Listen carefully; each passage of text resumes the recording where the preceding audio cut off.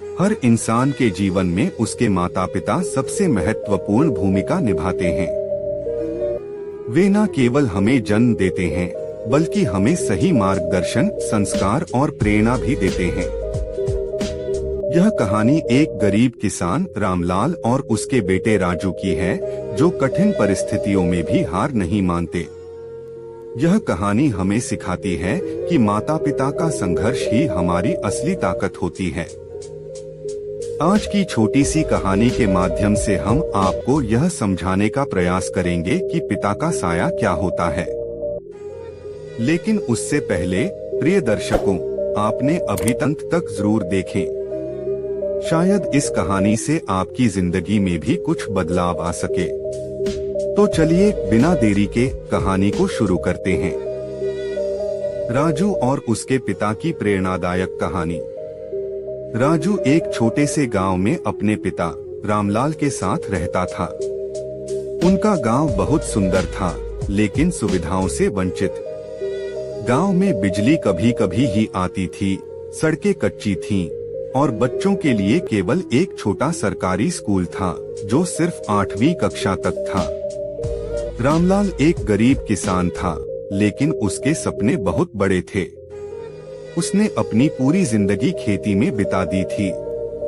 उसके पास बस 2 एकड़ जमीन थी, जिससे बड़ी मुश्किल से घर का खर्च चलता था। परंतु उसके जीवन का सबसे बड़ा सपना था अपने बेटे को पढ़ा लिखाकर एक बड़ा आदमी बनाना।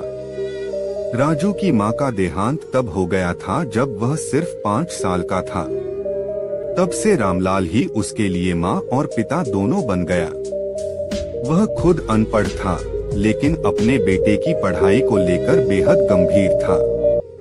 बेटा, हमारी गरीबी तुझे आगे बढ़ने से रोक नहीं सकती। तुझे पढ़ लिख कर बड़ा आदमी बनना है, रामलाल अक्सर अपने बेटे से कहा करता। राजू भी बहुत मेहनती लड़का था।